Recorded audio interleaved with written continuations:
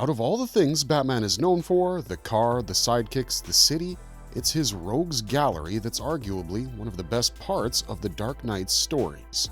Ranging from the chaotic and brilliant Joker to the highly skilled and calculating Ra's al Ghul, Batman's foes get a lot of the credit for being so fascinating themselves. One such villain who's a little underrepresented outside of the comics is Professor Pig, with a Y, aka Laszlo Valentine. Laszlo suffered from a psychological meltdown which turned him into a supervillain who wears a pig mask. Yeah, there's a lot more to pigs than just Peppa's happy family. Created by Grant Morrison, Andy Kubert, and Frank Quitely, Professor Pig debuted in issue 666 of Batman in July 2007, followed an alternate reality narrative. It was a weird debut, and we'll get to that in a second.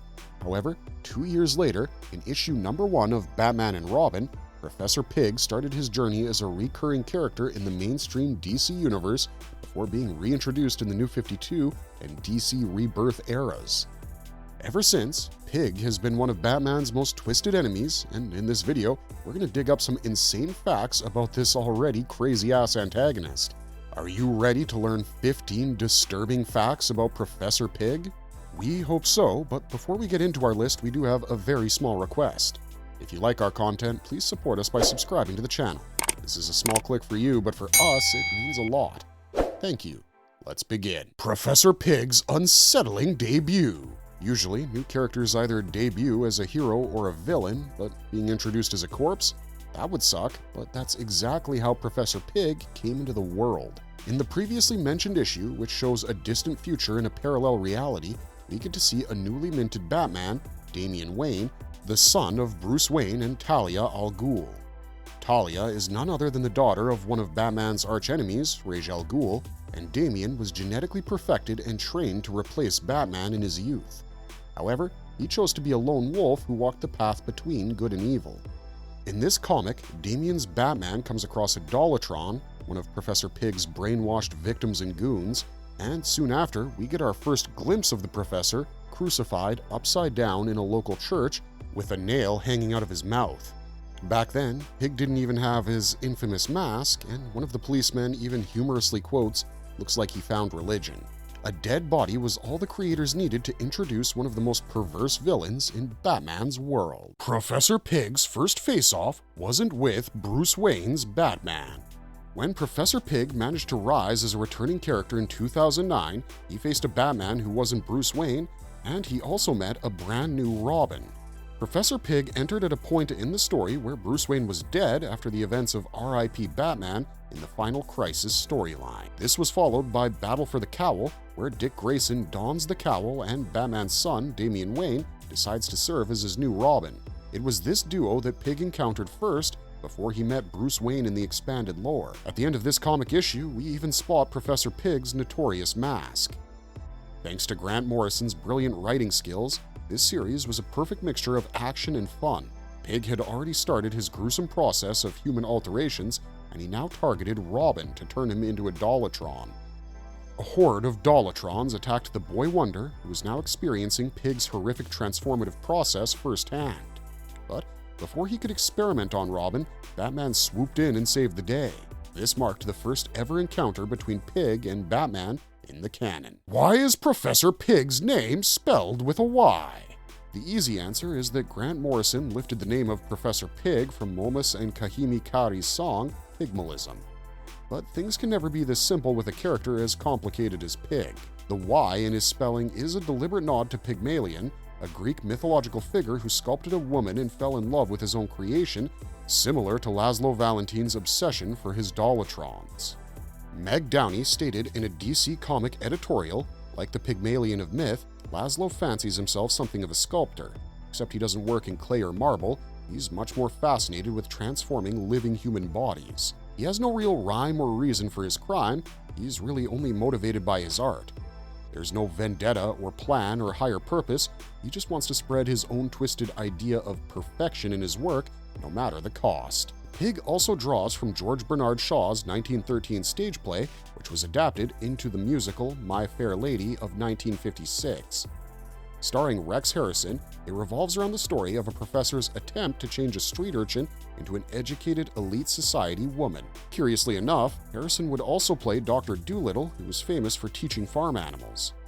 In Morrison's words, our Professor Pig mixes all these characteristics and influences together to create a monster who wants to make everything and everyone perfect as he sees it. The Y in his name instead of a regular I has been there all along, foreshadowing his ideas of remaking Gotham in his own idealized vision. In issue 62 of Batman, a special edition released in January 2019, Pig holds Batman prisoner while he recalls the mythical anecdote of Pygmalion and considers how he psychologically mirrors him. Pig's origin is also a revelation of real-life animal testing carried out during the mid-20th century. What does Professor Pig do to his victims? We mentioned the Dollotrons, but what are they really?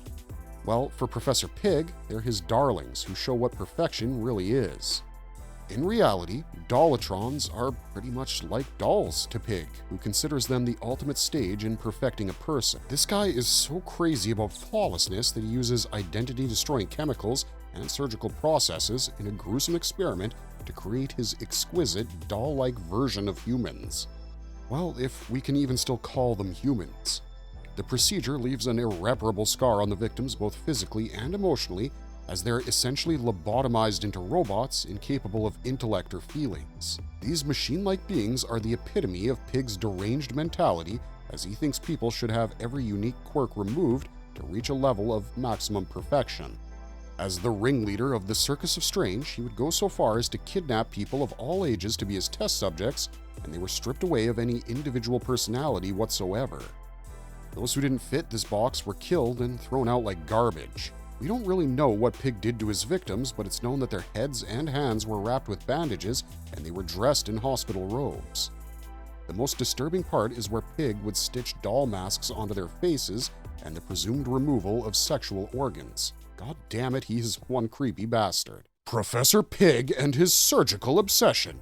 If you ask us, Professor Pig's depiction can give us sleepless nights. A man with utterly questionable sanity, with a face hidden under a pig mask, wearing a makeshift surgical outfit and a butcher's apron.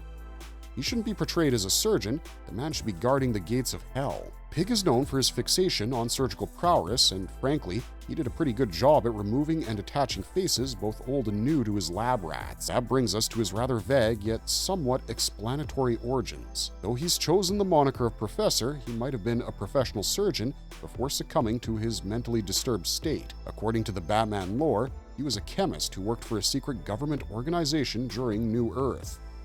Pig is thus well familiar with the nitty-gritty use of hammers, ice picks, and cordless drills in his infamous metamorphosis process. In the New 52 era, Pig is indeed shown as a surgeon who toyed with mind-warping drugs. Online discussion claims in the comics he was a high-ranking agent in the Spiral Spy Agency, his specialty being bioengineering. It's unknown if he was a doctor who performed surgeries, but our guess is that he was a PhD doctor before being accepted, but it doesn't seem that he has any surgical skills on record. It's still unclear how Professor Pig would fare in an actual operating theater, and fans' conclusions are definitely negative. Some say, that loony can't differentiate between harmful and healing, so I guess there's no way you could force him to do a proper procedure. We agree with that. We'll take our chances with Hush over Pig any day. They've both done face swap surgeries, but at least the former is a skilled surgeon. Did you know that Professor Pig was his own nemesis? People don't really wake up one fine day and turn evil. They have bits of wickedness buried inside which builds up and suddenly bursts. Pig was one such person. Back when he worked at Spiral, he would create and mess with different viruses. For instance, in the second part of Batman and Robin, Pig was trying to release an addictive identity-erasing drug through his scary dolls and infest Gotham. However, his own genius turned against him when he was trying to make a drug to imitate Alzheimer's. Yeah, you heard that right. Pig always had the seeds of ambition in him to carve out something great, and the first step to doing so would be to completely snatch someone's autonomy by dampening their mind. As karma would have it, Pig was exposed to one of his own neurotoxins and suffered a psychotic breakdown. Soon after, he went nuts and started suffering from chronic schizophrenia and a schizoid personality disorder. The side effect? His compulsive need to make things impeccable was frighteningly magnified. Disrespectful nicknames by other villains. How do you think the supervillains community functions? We know it's a little crazy, but we always like to imagine them behaving like a kind of high school clique. They catch up at local pubs, invite each other to birthdays, they go on trips together. You know, the kind of stuff that friends do. Now, which friend group has ever thrived without gossiping and bitching about someone they don't like? For Batman's villains, that person is Professor Pig. The old-timer classic villains made Pig their scapegoat and looked down upon him. They even came up with some really disrespectful names for the madman. For starters, the Joker, the greatest psychopath out there, calls Pig a lunatic. I mean, we understand the irony, but the Clown Prince has a point. Putting makeup on your face and committing absurd crimes is one thing, but who on earth puts doll faces on their victims and calls it a masterpiece? Two-Face calls him sick, while Deacon simply believes him to be a satanic spawn. Penguin downright hates Professor Pig, and Slade equates him to a guy from Nam who made wallets out of dead Viet Cong. 10 points to Deathstroke for that comparison. Even the Riddler thinks Pig is nothing but an insane madman who calls himself a surgeon, and Azrael even dubs him a defiler. Everyone in Gotham understood that Pig was nothing but a loon who was barely capable of causing a serious threat, and that he was better off in Arkham Asylum. Man, did he prove them wrong. Unpredictable madness! When Morrison was creating Professor Pig, he envisioned him to be batshit crazy. And true to his vision, we can't find a drop of sanity in this loony pig. Professor Pig is totally disconnected from reality, and his only purpose in life is to fix the broken qualities in human beings. That in itself is a crazy thing to say. Human beings are supposed to have diverse traits, and anyone who thinks that needs to be corrected should ideally be seeking therapy. Professor Pig is perhaps the most philosophically deranged character in Batman comics, and his motives are extremely chaotic and deeply psychological, making him one of the Dark Knight's most unpredictable enemies. No one can really foresee what Pig is up to. He's willing to do whatever it takes to reshape Gotham into a utopian world bound by the shackles of mechanical solidarity with no trace of individual consciousness. That's what makes him scary. He has no rhyme or reason for his crimes. He's not driven by personal vendettas. His only motivation is his art. See, Pig isn't systematic like Victor Zsasz or disordered like the Joker. He's right in the middle. He has no signature punchline except the zeal to spread his twisted ideology. But you might think he's not too menacing because he doesn't have any real powers. It's his ability to hide in the shadows that makes him terrifying. Macabre stage shows. Pretty sure Professor Pig was a fan of Edgar Allan Poe and H.P. Lovecraft, because where else would you find such brilliant macabre depictions, which seemed to be Pig's signature style for his victims? As if his fanatical need to amend the broken wasn't enough, the sick, self-claimed surgeon would put on a show with the dead bodies of his victims who, according to him, couldn't be corrected. During the events of Arkham Knight, Batman found 6 mutilated corpses strung up around Gotham. Making things even more bizarre was the opera music that played on loop through speakers around these bodies, which had words like defective, broken, or failure written beside them. A psychotic person displaying his lab rats as hunting trophies with a soundtrack?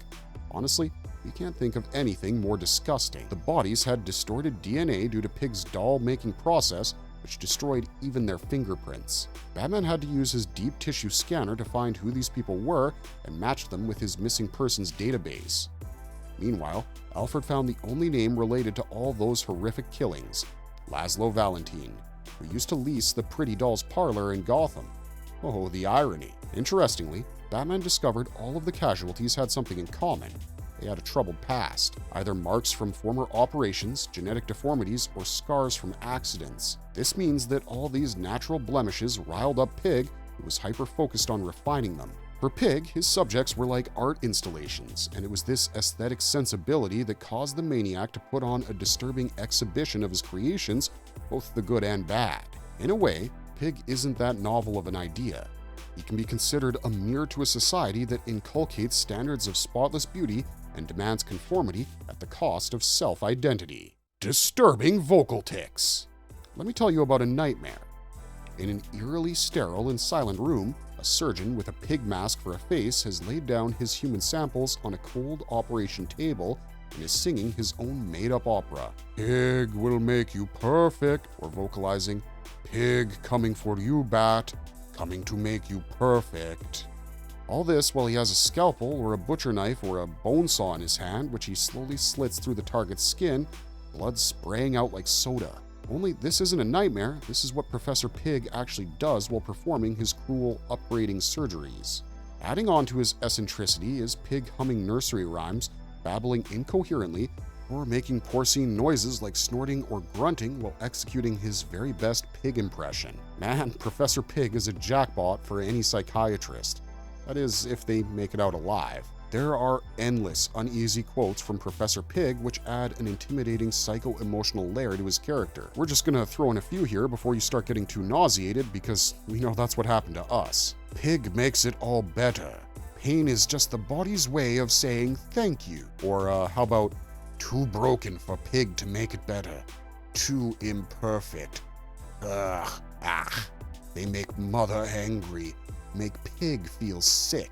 That's not the end of it. There's plenty more where that came from, but we're sure you picked up on that mother part, so let's take a look at that. Pig's mother of nails. Pig's relationship with his mother would give Sigmund Freud a run for his money. Somehow, his mother's words stuck with him forever, and he sometimes refers to her as Mother Goat. His 6 victims made him fall ill and apparently angered her, suggesting Pig suffers from hallucinations that his mother is still watching him. Pig always believed that nothing he created would be enough to satisfy his mother. In the Arkham games, Pig exclaimed after making the Dollatrons, "The climax of the show is when I take them to see Mother. Oh, I tell you, they are amazed by my imagination, confounded by my dexterity, as each is transformed into a beautiful work of art. But Mother is hard to please. She wants more, always more, never satisfied, always driving me to work harder to obtain perfection." His delusions of having his mother as a guiding force made him sculpt an Iron Maiden with a female mannequin during his time as a ringmaster. Pig was convinced that this makeshift mother, made of boards and nails, was talking to him. He called it his Mother of Nails as a macabre homage, and even connected auditory hallucinations to the thing, believing it constantly commands him to improve his surgical work. If you thought your mom was hard to please, imagine a mother made of nails whispering to you while you maim humans. See, it could always be worse, right? The Pig Effect. Post-traumatic stress disorder is an extremely painful psychological condition.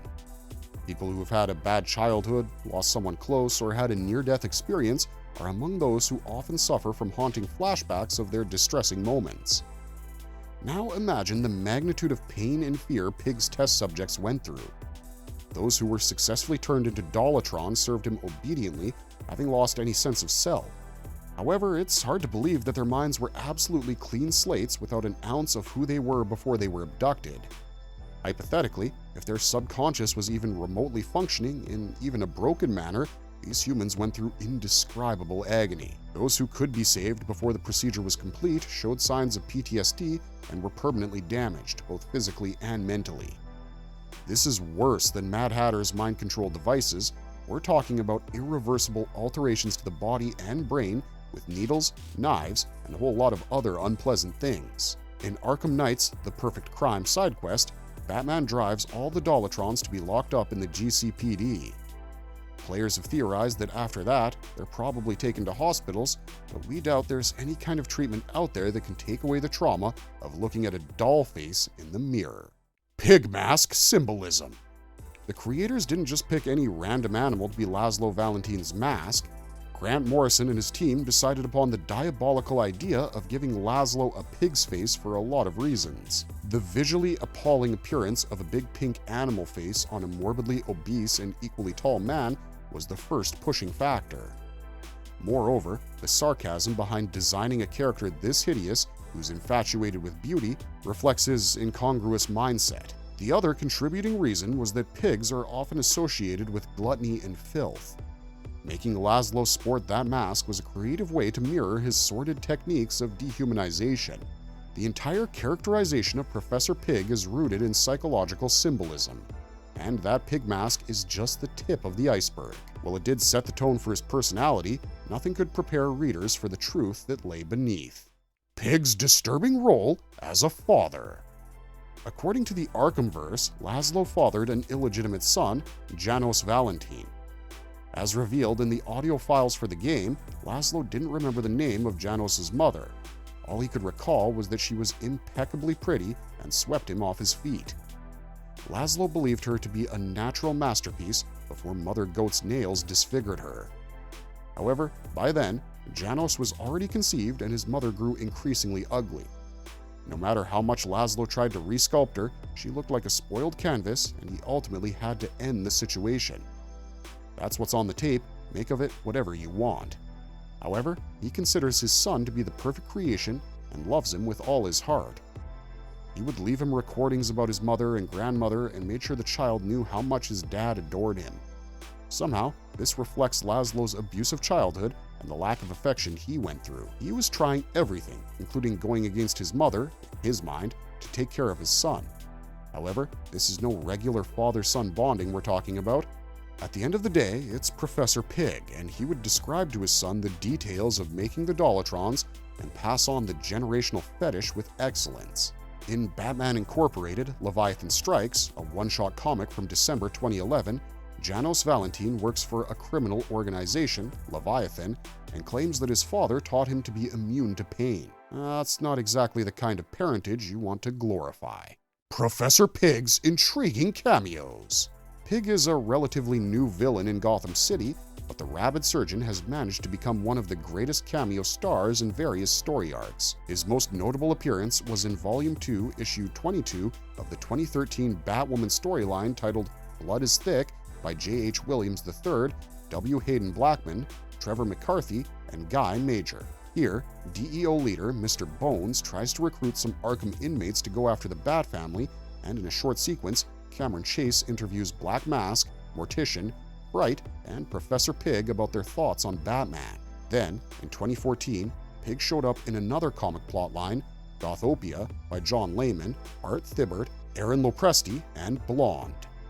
This was followed by his cameo, along with every other villain in the DCU, in the Forever Evil saga from 2013 to 14 by Jeff Johns and David Finch, as well as in its Arkham-based spin-off, where Pig can be seen performing innumerable horrible medical procedures. He might have started off small, but ever since, he's made some pretty grotesque headlines, huh? Marvelous verdict! Ugh, it's time to call it a day. This was one bloody and nasty ride. We're not going to sugarcoat it. Professor Pig's life and psyche are corrupted beyond anyone's comprehension. He shouldn't be in comics. Professor Pig should be straightaway cast in some R-rated horror flick. It's hard to even call him a human. Tell me, who other than Lilith can forge someone as devilish as him? Professor Pig is a creature to be reckoned with. Keeping the loathing aside, Morrison and company should be credited for designing a character as repulsive and darkly comical as Professor Pig. It will be interesting to see which direction creators take Pig's story going forward. What do you think Professor Pig has in store for us? Actually, don't answer that. We don't want to know. What we do want to know is your thoughts on this iconic villain in the comment section down below. Also, while you're down there, if you enjoyed this content, consider liking and subscribing to the channel. Unfortunately, that's all we got for you this time, but this is a humble reminder to maybe check out your surgeon's license before you agree to any minor surgeries. See you next time.